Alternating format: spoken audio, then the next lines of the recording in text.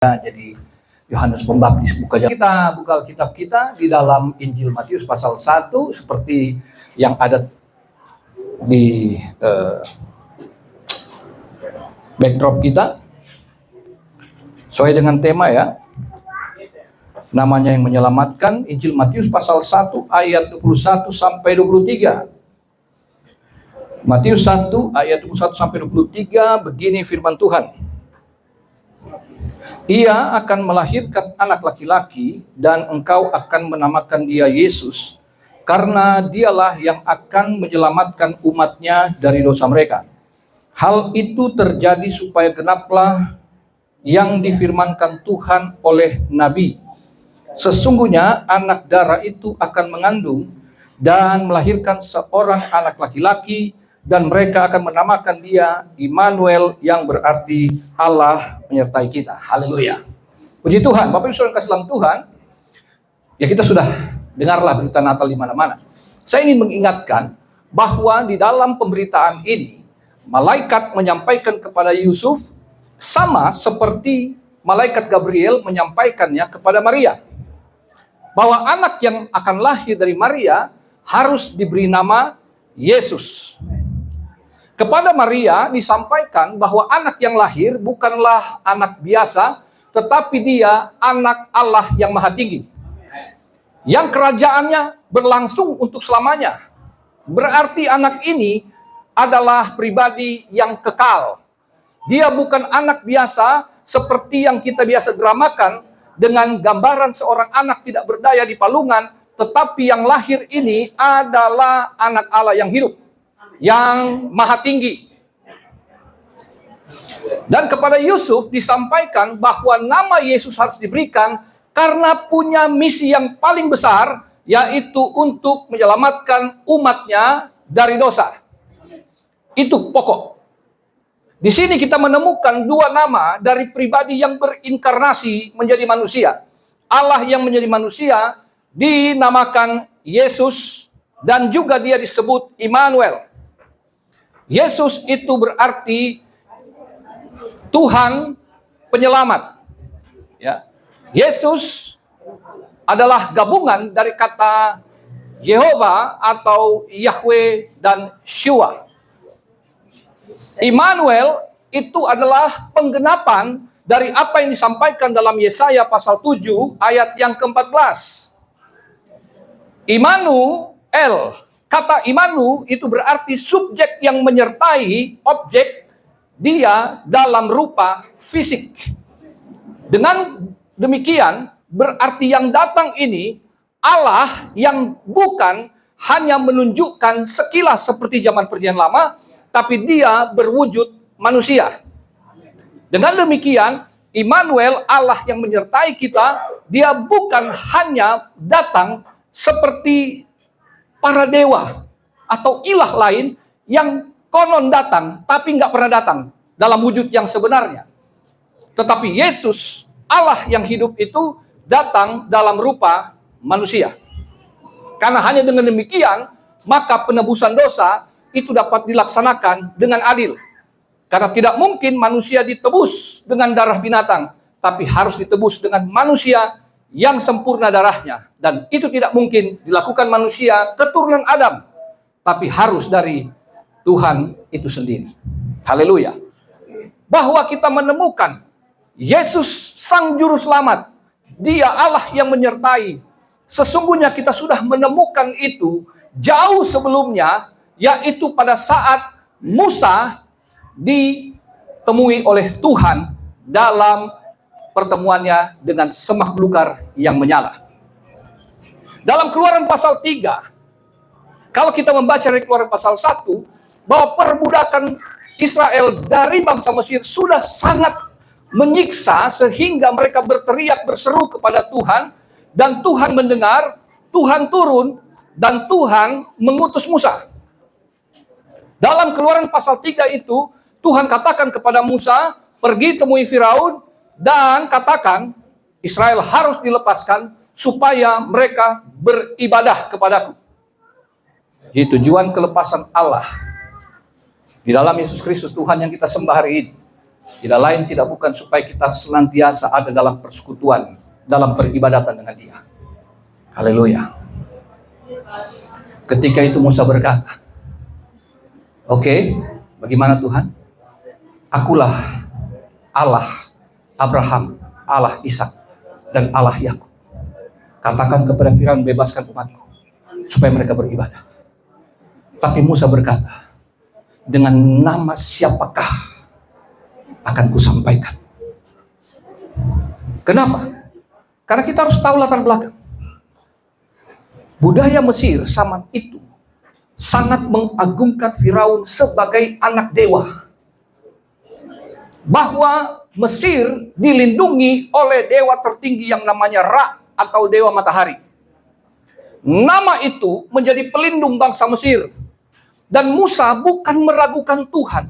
Oke, nama Allah, gelar Allah itu bukan nama, tapi dia gelar dari Sang Pencipta. Dia berkata, Firaun punya backingan kuat, dewa matahari. Nama itu menjadi jaminan pelindung bagi bangsa Mesir. Aku datang dengan nama siapa?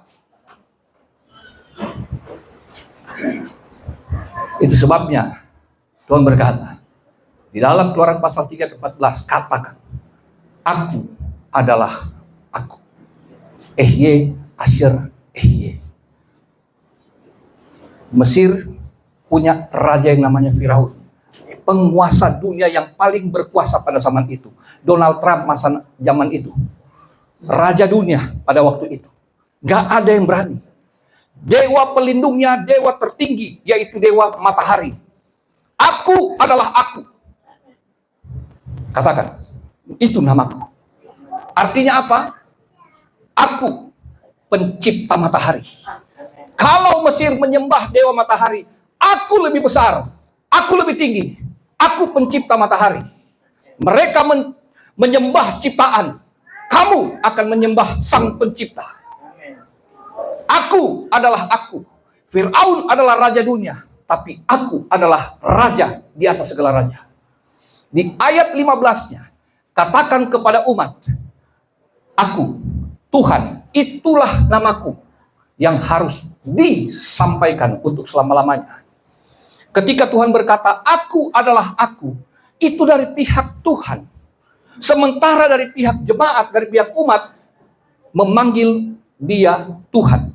Ehye, Asyir, Ehye dari pihak Tuhan, dari pihak Allah. Sementara dari jemaat memanggil dia Yahweh. YHWH. Belum ada huruf vokalnya di situ. Kenapa?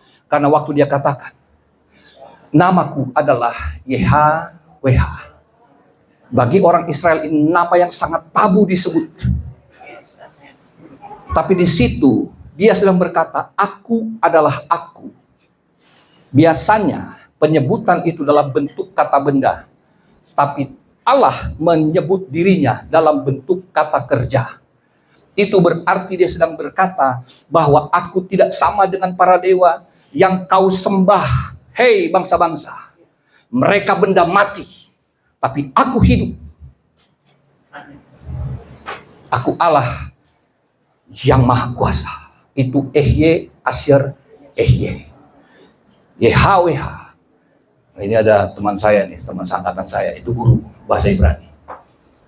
Dari situ, bahwa dia sedang berkata dari akarnya. Hayah, aku yang sudah ada. Haveh, aku yang sedang ada. Dan Yisye, aku akan selalu ada. Jadi, Firaun akan berganti, raja-raja akan berganti. Tapi aku, Sang Pencipta, tidak tergantikan. Kita punya presiden boleh bergonta-ganti. Kebijakannya bisa berubah-ubah. Gubernur, wali kota bisa berganti, kebijakan-kebijakannya akan silih berganti sesuai kepentingan politiknya. Tapi kita punya Tuhan yang tidak akan terpengaruh, apalagi dipengaruhi oleh kekuasaan manusia. Kita hidup di tengah bangsa yang berpolitik untuk mendapatkan kekuasaan. Tapi kita hidup dalam pemeliharaan Allah yang Maha Kuasa. Hidup yang tidak ditentukan oleh kekuatan politik apapun. Karena kita yang akan berdoa agar Tuhan yang membuat para pemangku jabatan memutuskan kebijakan-kebijakan yang akan mensejahterakan kota, di mana kita akan hidup juga dalam kesejahteraan itu. Haleluya. Jadi di sini kita melihat, akulah pribadi yang tidak pernah berubah.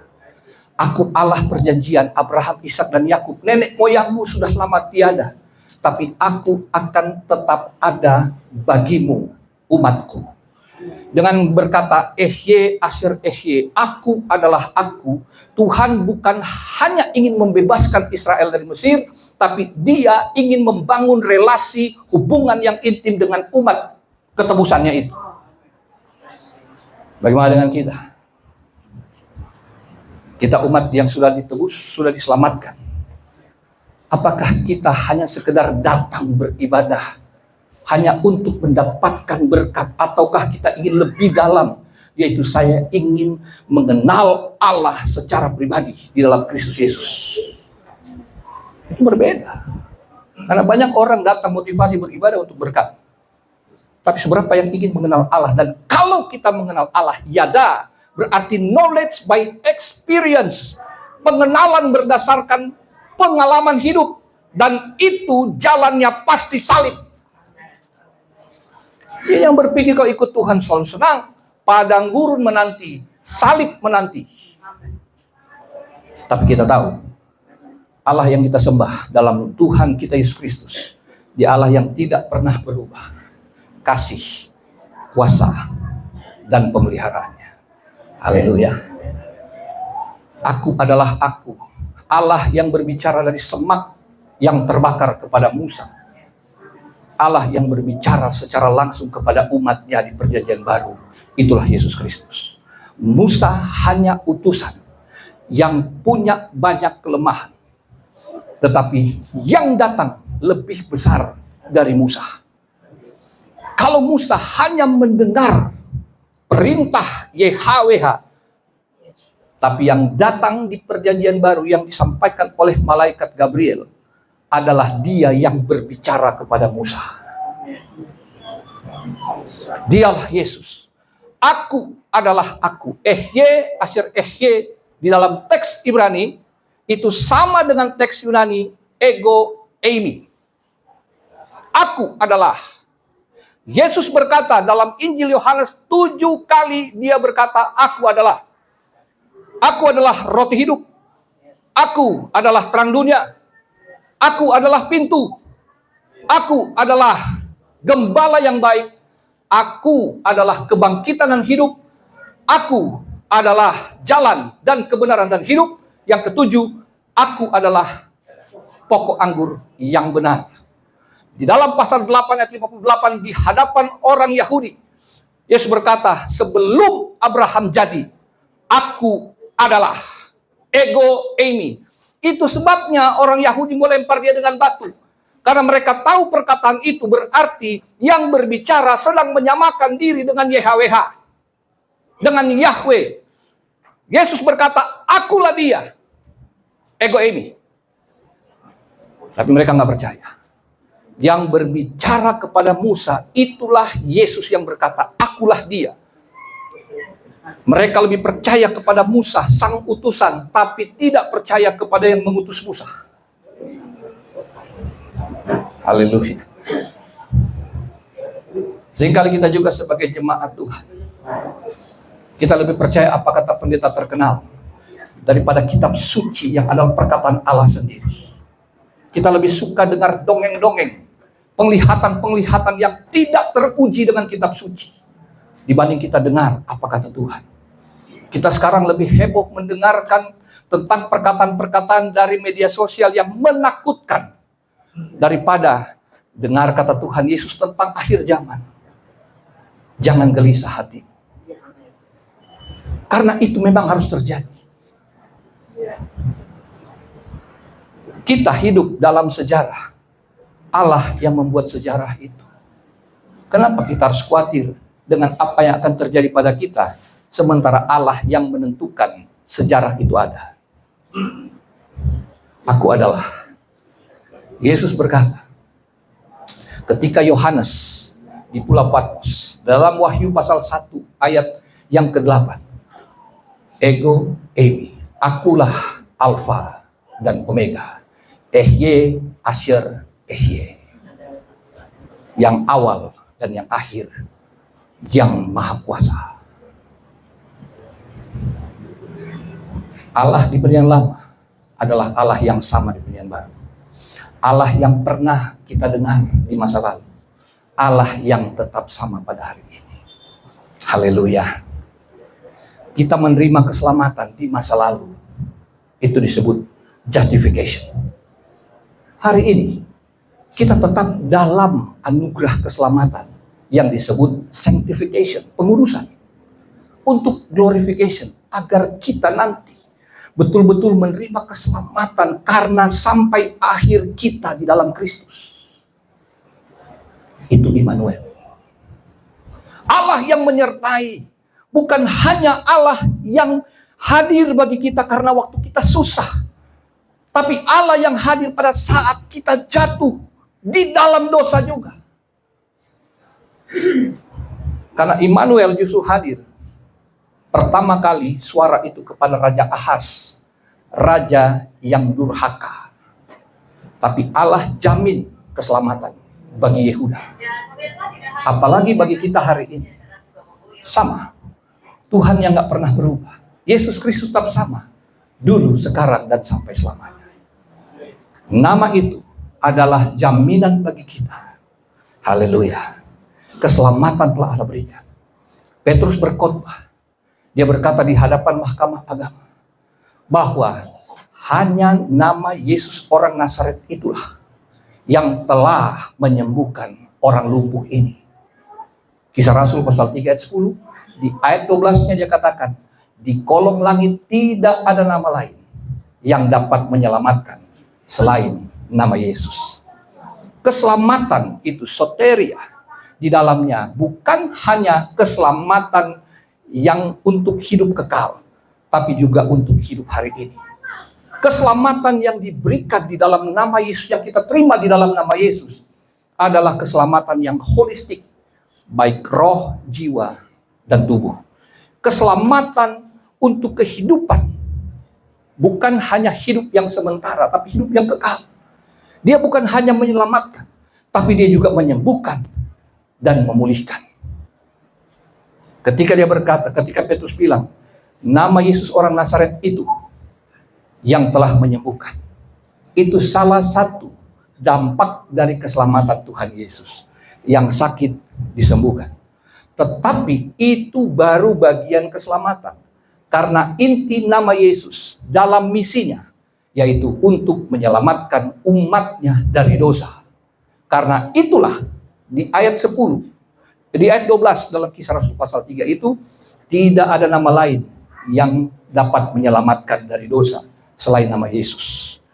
Dosa adalah akar masalah yang dihasilkan Adam.